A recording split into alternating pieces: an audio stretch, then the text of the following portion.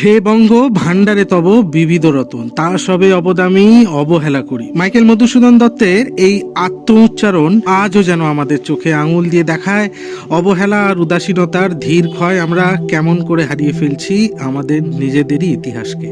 সংরক্ষণের এই নীরব অবক্ষয় ইতিহাস শুধু স্মৃতি হারায় না, হারায় তার সৃষ্টি, হারায় তার সতর্কবার্তা, হারায় পথ দেখানোর আলো। আজকে আমাদের গল্প ঠিক তেমনই এক সন্ধিক্ষণের।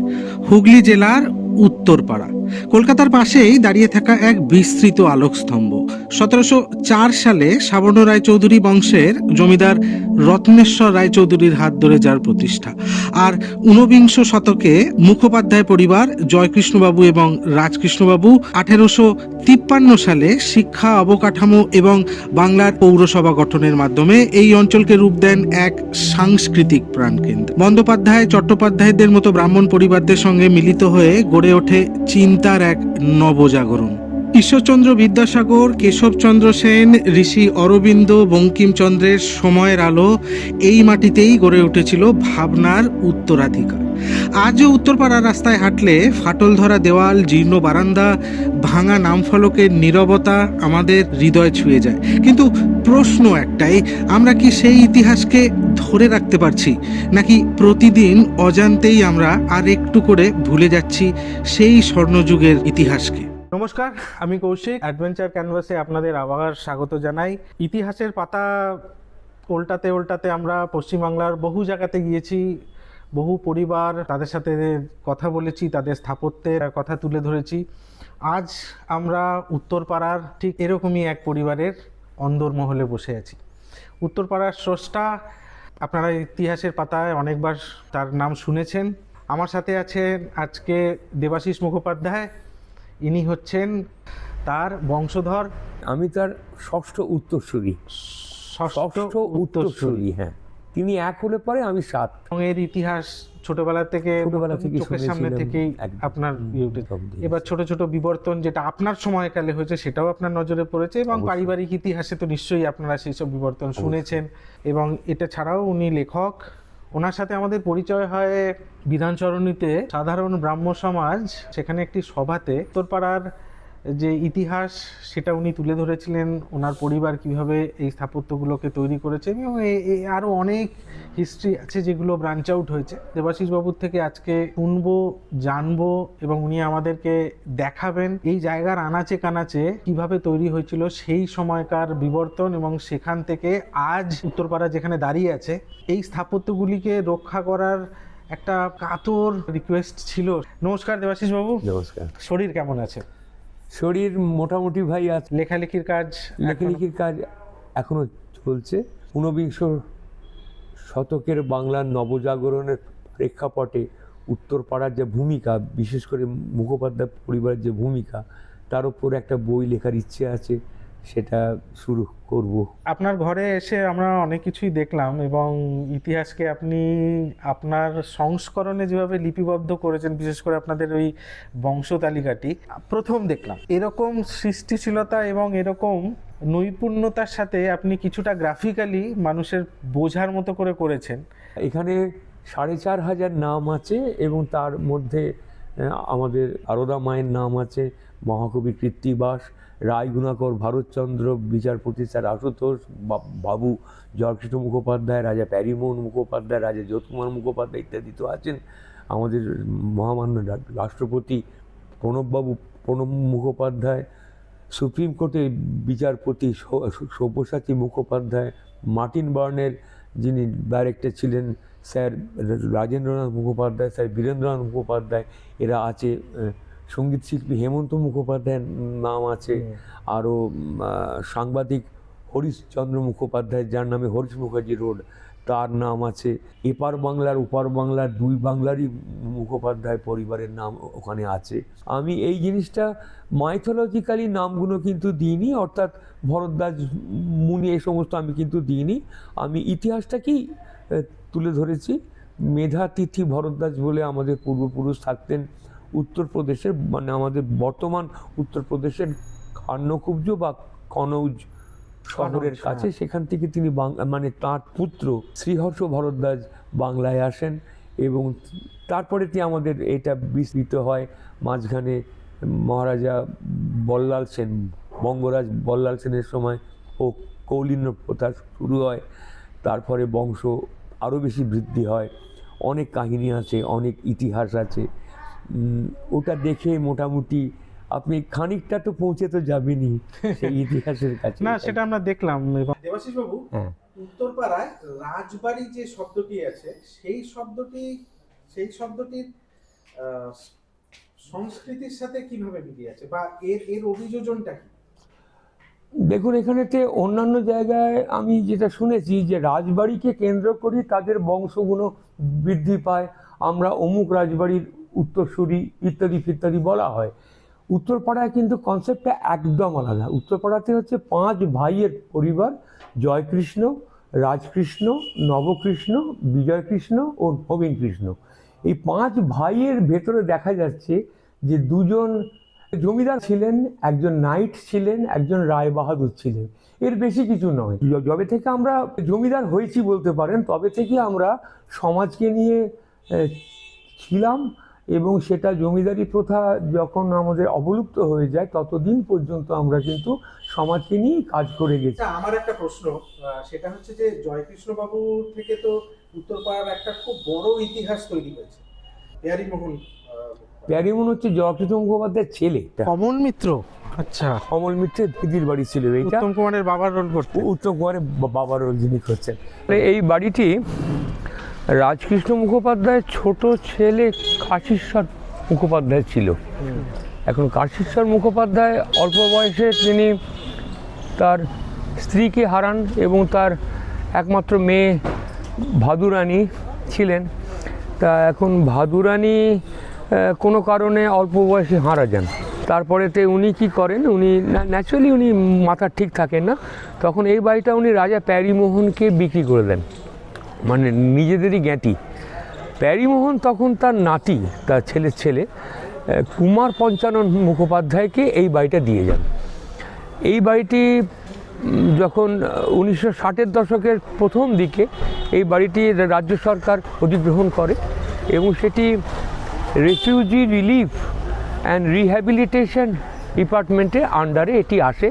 এর ভেতরেতে ক্যানভাস দিয়ে জিনিসপত্র তৈরি হতো, যেমন ধরুন মানে ক্যানভাস তৈরি হতো এবং ক্যানভাসের মানে ক্যানভাস দিয়ে তৈরি হয় এমন জিনিস এখানেতে হতো।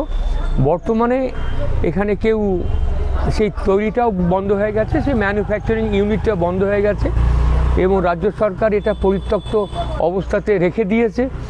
এবং আমাদের ইচ্ছে যে উত্তরপাড়া জয়কৃষ্ণ লাইব্রেরি একটা সেকশন এখানেতে হোক, এখানেতে একটা আর্ট মানে একটা হচ্ছে কি যে ফটোগ্রাফিক বা একটা হিস্টোরিক্যাল গ্যালারি হোক, একটা সংরক্ষিত হোক। সংরক্ষিত না হলে দেখুন বাড়িটার কি অবস্থা, এটা এত সুন্দর একটা বাড়ি, দেখুন কি অবস্থা। এবারে এখান দিয়ে আসুন।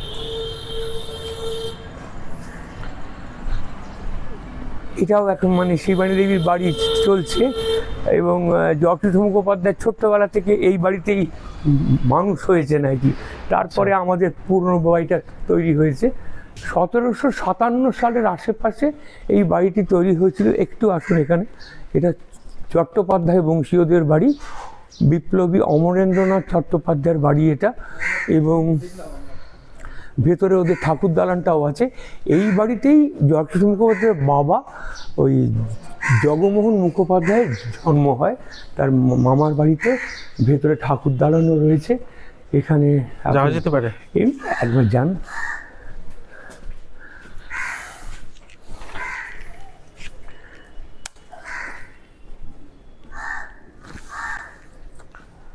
এখানে এই পুজোটার বয়স বললি, এই পুজোটা শুরু হয়েছিল 1757 আশেপাশে, প্লাস মাইনাস 5 বছর ধরুন। প্রায় 300 বছর 300 এখনো হয়নি, হবে।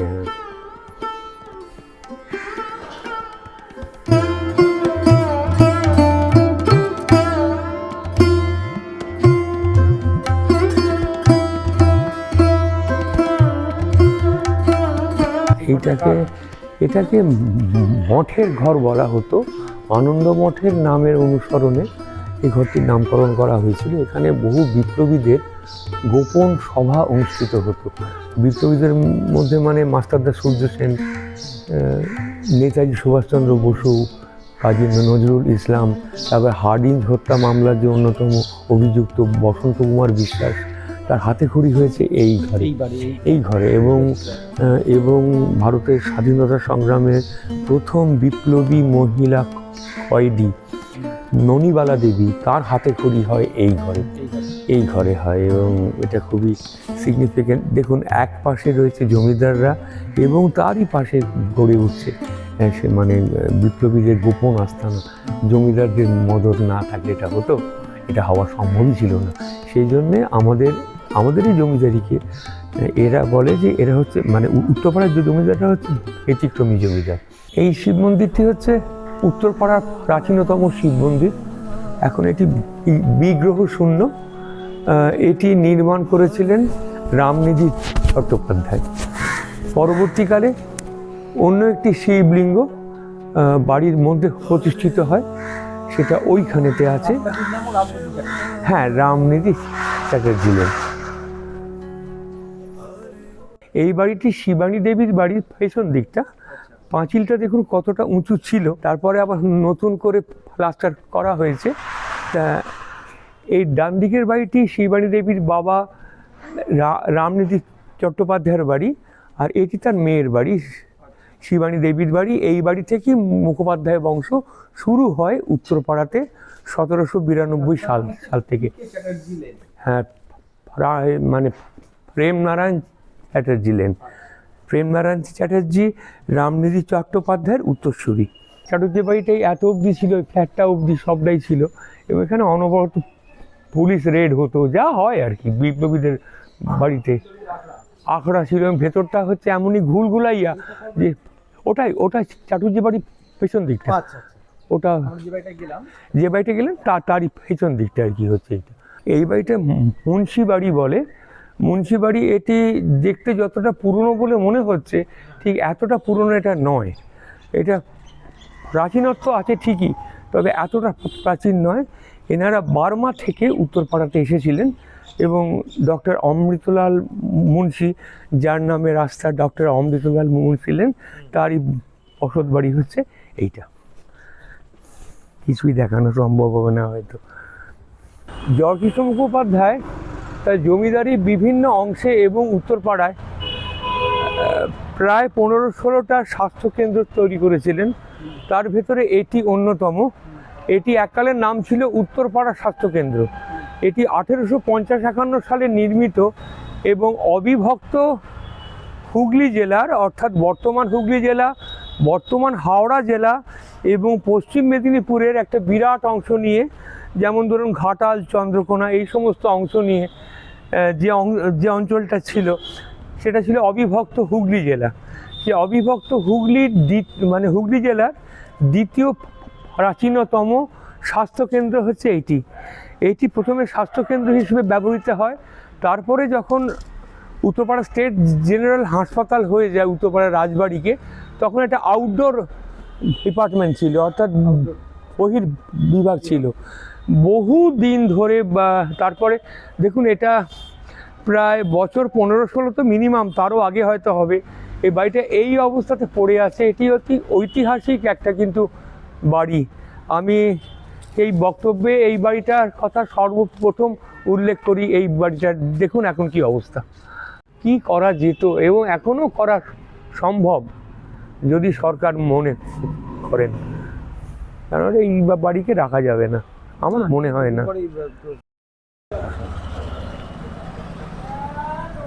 সেই বাড়িটাকে ভেঙে এখন এই বাড়িটা বানানো হয়েছে, আপনারা দেখে নিন। উত্তরপাড়া জয়কৃষ্ণ লাইব্রেরি এশিয়াতে জনসাধারণের জন্য বিনামূল্যে উন্মুক্ত প্রথম গ্রন্থাগার। প্রথমে গ্রন্থাগারটিতে 3000 বই এবং অনেকগুলি পত্রিকা সংরক্ষিত ছিল। সময়ের সাথে তাল মিলিয়েই বাড়ল বই, সাময়িক পত্রিকা আর খ্যাতি। আর এই সুখ্যাতি আরো প্রজ্বলিত হয়ে উঠল বিশিষ্ট মানুষদের সমাগমে। কেশবচন্দ্র সেন, শ্রী অরবিন্দ, এমনকি স্বামী বিবেকানন্দ, ঈশ্বরচন্দ্র বিদ্যাসাগর, নেতাজি সুভাষচন্দ্র বসুরও স্পর্শ পেয়েছিল এই গ্রন্থাগার। এমনকি মাইকেল মধুসূদন দত্ত তার কালজয়ী সৃষ্টি মেঘনাদ বধ কাব্য শেষ করেছিলেন এখানে। বর্তমানে প্রায় লক্ষাধিক বইসহ সাময়িক পত্র, সংস্কৃতে লেখা দুষ্প্রাপ্য 200-র বেশি পাণ্ডুলিপি নিয়ে অলঙ্কৃত হয়ে রয়েছে এই অমর কীর্তি। বঙ্কিমবাবুর মেয়ের শ্বশুর বাড়ি ছিল, মানে বেয়াই বাড়ি আর কি, সেখানেও আসতেন বঙ্কিমবাবু। বয়সের ভার যেমন সৃষ্টি করে অভিজ্ঞতার পাহাড়ের, ঠিক তেমনি 300 বছরের অভিজ্ঞ শহরের বুকে যেন সদর্বে দাঁড়িয়ে আছে নানা স্থাপত্য কীর্তি। সৌন্দর্য, শিক্ষা, সংস্কৃতি ও অভিজ্ঞতার পরিপূর্ণ আধার শহর উত্তরপাড়া। এই বাড়িটা মনোহর মুখোপাধ্যায়ের তৈরি করা। এটি একটি লাইব্রেরি বা গ্রন্থাগার ছিল। উনি নিজস্ব লাইব্রেরি বা গ্রন্থাগার তৈরি করেছিলেন ওনার জমি চৌহদ্দির ভেতরে। মনোহর মুখোপাধ্যায় হচ্ছে রাজকৃষ্ণ মুখোপাধ্যায়ের মেজ ছেলে। এখন উনি তারপরেতে এইটিকে একটি ট্রাস্ট এস্টেট করে রাখেন। ওনার পরিবাররাই শুধু এই বাড়িটিকে ব্যবহার করতে পারেন, বাইরের কেউ পারে না। তা এটি এককালে এখানেতে হোমিওপ্যাথিক চিকিৎসার বই এবং আইনের বই রাখা থাকতো, সেগুলোকে পরবর্তীকালে জয়কৃষ্ণ লাইব্রেরিকে দান করে দেওয়া হয়। তা এই বাড়িটি ট্রাস্ট এস্টেট যেটা হয়েছিল সেটা 1928 সালে হয়েছিল। মনোহরবাবু সম্ভবত 1935 সালে উনি মারা গেছিলেন, এবং তারই তৈরি করার তার জমির ভেতরে এই যে বাড়িটা। এবং বাড়িটার ওনার যে পুরো যে এলাকা যেটা ছিল বাড়ির প্রায় 100 বিঘে জমির ওপরে, তার ভেতরে এটা একটা ছোট্ট একটা অংশ। এবং তার বাড়ির স্পেশালিটি ছিল ঢেউ খেলানো পাঁচিল। দেখুন, ঢেউ খেলানো পাঁচিলটা আপনি সামনে থেকে তুলুন, এটা এই রকমের পাঁচিল সচরাচর কিন্তু আপনি দেখতে পাবেন না। এটা একটা অদ্ভুত একটা স্থাপত্যের একটা অন্যতম নিদর্শন বলতে পারেন। তা এই জিনিসটার, এই বাড়িটার নাম হচ্ছে জ্ঞান মন্দির। তবে শুনেছি হাসপাতালটাও খুব একটা ভালো অবস্থায় নেই, এখন কিছুটা ঠিক হয়েছে? সেই অনুপাতে একটু ভালো হয়েছে বলতে পারেন। যে স্ট্রাকচারটা এইটা কি ছিল, থামগুলো তো ছিল, থামটা ছিল, আগের স্ট্রাকচার দেখবেন আর এইটা দেখবেন, আকাশ পাতাল তফাৎ, আকাশ পাতাল তফাৎ। এখানে গোলাপ বাগান ছিল সামনে, আর এখানে এটা অনেক ইতিহাস। স্বামী বিবেকানন্দ অনেকবার এসছেন এখানে। আমি যখন আন্দোলনটা যখন করি তখন তার পরেতেই ওরা এইটা টাঙিয়ে দেয়, তার আগে এটা টাঙায়নি। তবে ভেতরে ঢুকলে আপনার মন খারাপ হয়ে যাবে। ওই উঠোনটা আছে না, উঠোনে আগে দুর্গাপুজো হতে পারছে, সেখান থেকে ভেতর দিয়ে সিঁড়ি বানিয়ে দিয়েছে, মানে সহ্য করা যায় না। বাড়ির সামনে যে মাঠটা দেখছেন, এই মাঠটাতে একসময় মহেন্দ্র চৌধুরী এসে মিশর কুমারী নাটক করে গেছে। সামনের অঞ্চলটা এখন টিউবওয়েল হয়েছে। এখানে একটা বড় পুষ্করিণী ছিল, সুন্দর দেখতে। আর বাড়িটাও এমনিতে খুবই সুন্দর দেখতে। এই যে বাড়িটা দেখছেন, এই বাড়িটা রাজা প্যারীমোহনের তৈরি। তার পরলোকগত বড় ছেলে কুমার রাজেন্দ্রনাথের নামে নামাঙ্কিত।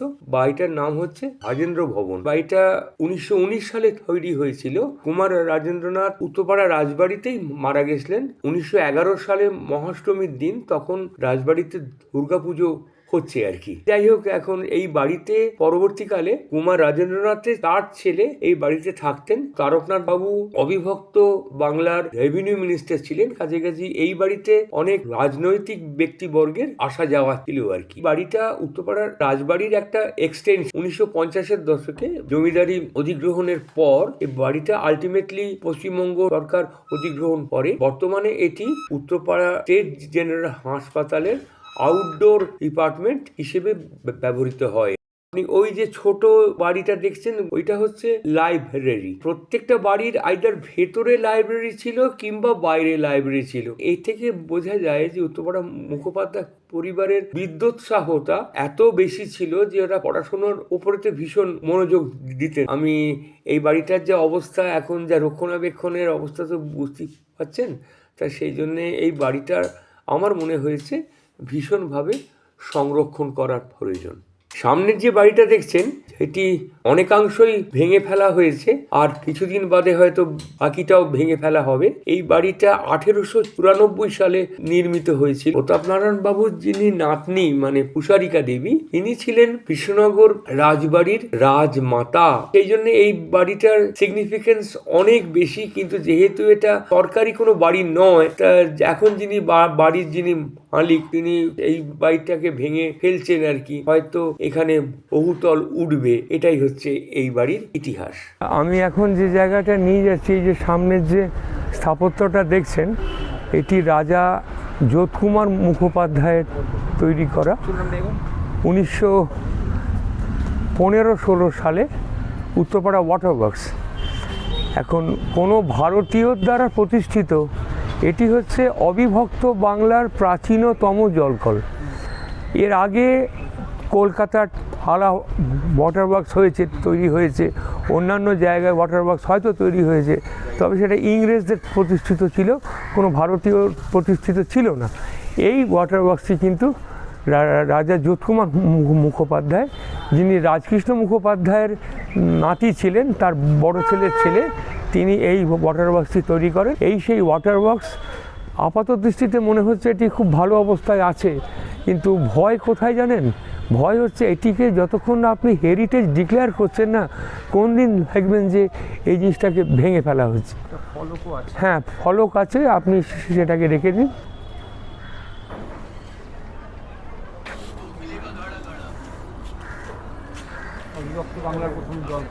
কোনো ভারতীয় দ্বারা প্রতিষ্ঠিত অবিভক্ত বাংলার প্রথম জলকল কিন্তু এটা। মানে আমি দাবি করছি এই জিনিসটা যদি হেরিটেজ যদি ডিক্লেয়ার হয়, এই গঙ্গার ঘাটে আমাদের দুর্গা প্রতিমা বা বাড়িতে কোনো পুজো হলে, সরস্বতী পুজো, লক্ষ্মী পুজো যাই হোক না কেন, আমাদের বিসর্জন হয় এই ঘাটেতেই। এটি মিউনিসিপ্যালিটিকে দিয়ে দেওয়া হয়েছে। এই আপনি যে গঙ্গার কথা বলছেন, দেখুন উল্টো দিকে দক্ষিণেশ্বরের মন্দির, ওটা হচ্ছে সারদা পীঠ। উল্টো দিকটা দেখা যাচ্ছে সারদা পীঠ। হ্যাঁ, আড়িয়াদহর আগের নাম ছিল আর্যদ্বীপ। আর্যদ্বীপ আড়িয়াদহ থেকে বহুলাপুরী, মানে আপনি যেখানে থাকেন বহুলাপুরী বর্তমান নাম কিন্তু বেহালা। আচ্ছা, বেহালা। এই আড়িয়াদহ থেকে বহুলাপুরী এই অঞ্চলটাকে বলা হতো আলীক্ষেত্র। তা সেই আড়িয়াদহর সারদাপীঠ এটা, আদ্যাপীঠের মন্দির একটু ভেতর দিকে আছে, ওটা তো দক্ষিণেশ্বরে। এই ঘাটটি যে আপনারা যে দেখছেন, এটি জয়কৃষ্ণ মুখোপাধ্যায় 1853 সালে সর্বসাধারণের জন্যে তৈরি করেন। নিজের পরিবার তো আছেই এবং অন্যান্য পরিবারও এই ঘাটটিকে ব্যবহার করতে পারেন, এইরকম একটা মানসিকতা নিয়ে উনি তৈরি করেন। আমাদের পারিবারিক দুর্গা পুজো বা অন্যান্য পুজোর বিসর্জন হয়, সব এইখানে হয়। তবে আমাদের পুজোর একটা নিয়ম আছে, আমাদের পুজোর যে কোনো পুজোই বিসর্জন হবে কিন্তু সকালবেলা, আমাদের সন্ধেবেলা কোনো বিসর্জন হয় না। আর যাই হোক, এখন সেই ঘাটটারই পরবর্তীকালে এই কয়েক বছর আগে, এটার নাম ছিল উত্তরপাড়া বাবুঘাট ছিল আগে নাম, এটা পরিবর্তিত হয়ে বাবু জগমোহন মুখোপাধ্যায় ঘাট হিসেবে নামাঙ্কিত হয়েছে। এইটা কি আসবে? এটা ওটা আবছা হয়ে গেছে। না না, ভালো করেছে, ভালো করেছে। আমাদের রাজাদের আছে, এটা লাগাও। হ্যাঁ, এই মন্দিরটা নিয়ে যাও, বিশাল সুন্দর মন্দির হয়েছে, পুরো বৃন্দাবনের মতন। আচ্ছা আচ্ছা, এখন 5টা দিয়ে খুলবেন। আচ্ছা, ওখানে কিন্তু আমাদের শ আছে, শ মানে যেখানে পোড়ানো হয়। জয়কৃষ্ণবাবু রাজা প্যারীমোহন মুখোপাধ্যায়কে যেখানে দাহ করা হয়েছে, সেটাও আমি আপনাকে নিয়ে যেতে পারি। এটা হচ্ছে এক বন্দ্যোপাধ্যায় পরিবার, যারা রেঙ্গুন থেকে এসেছিলেন, তাদেরই বাড়ি। সেই পরিবারের সদস্যরা আছেন, লাল রঙের বাড়ি, সেই রঙের জন্যেই এই বাড়িটিকে লাল বাড়িও বলা হয়। তা এই বাড়িটি তৈরি করেছিলেন মার্টিন বার্ন কোম্পানি। ওরা বাড়ি তৈরির কাজও কিন্তু করতেন। বন্দ্যোপাধ্যায় পরিবার ছিলেন বা আছেন, মার্টিন বার্ন কোম্পানি তো তৈরি করা বাড়ি। এটা 120-25 বছর আগেকার আর কি। স্থাপত্য ইতিহাসকে অনেকটা কিন্তু বাঁচিয়ে রাখে। যে যে স্থাপত্যগুলো এখন আর নেই, পৃথিবীর ইতিহাস থেকে বিলুপ্ত হয়ে গেছে, আমরা খালি লেখাতেই খালি পড়ি, কিন্তু দেখুন এখনও পিরামিড রয়েছে, এখনো তাজমহল রয়েছে, এখনো মানে চীনের প্রাচীর রয়েছে। সেই জন্যে ইতিহাসটা অনেক বেশি করে বেঁচে থাকে এবং পরবর্তী প্রজন্ম সেইটাকে দেখে, সেইটাকে অনুভব করে অনেক কিছু ভাবতে পারে বেশি। একটাই শুধুই স্থাপত্য যেটা হেরিটেজ ডিক্লেয়ার করা হয়েছে, সেটা হচ্ছে উত্তরপাড়া পাবলিক লাইব্রেরি, যেটা পরবর্তীকালে জয়কৃষ্ণ পাবলিক লাইব্রেরি নামে পরিচিত।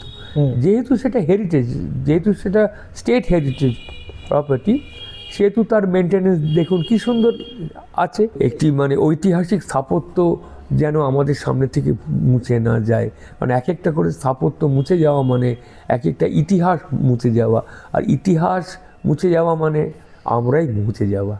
ঊনবিংশ শতকে বাংলায় অনেক বিবর্তন লক্ষ্য করা যায়, যেমন ধরুন সামাজিক বিবর্তন, সাংস্কৃতিক বিবর্তন, দেশকে স্বাধীন করার জন্য মানুষের মানসিকতার বিবর্তন ইত্যাদি। এই সমস্ত বিবর্তনকে বলা হয় বা বলা হতো ঊনবিংশ শতকের বাংলার নবজাগরণ, বা যার ইংরেজি প্রতিশব্দ হলো 19th সেঞ্চুরি বেঙ্গল রেনেসাঁ। এই 19th সেঞ্চুরি বেঙ্গল রেনেসাঁর প্রাণ কেন্দ্র ছিল উত্তরপাড়া এবং উত্তরপাড়া মুখোপাধ্যায় পরিবার। এরা গ্রামে, এখানে শিক্ষার আলো প্রবেশ করেনি, এখানে একের পর এক পাঠশালা খুলে গেছে, এখানে কোনো স্বাস্থ্য পরিষেবা ছিলই না, সেখানে একের পর এক স্বাস্থ্য কেন্দ্র স্থাপন করে গেছেন। এছাড়া উত্তরপাড়া পৌরসভা তারা প্রতিষ্ঠা করেছেন, জয়কৃষ্ণ একটি আন্তর্জাতিক মানের একটি গ্রন্থাগার তারা প্রতিষ্ঠা করেছেন। তারা উত্তরপাড়াতে পানীয় জল মানে মানুষের কাছে পৌঁছে দেওয়ার জন্য তারা উত্তরপাড়া ওয়াটার ওয়ার্কস প্রতিষ্ঠা করেছেন। এবং মনে রাখতে হবে যে এই যে ঊনবিংশ শতকের বাংলা নবজাগরণ, এর কিন্তু রেস চলেছিল বিংশ শতকের মধ্যভাগ পর্যন্ত।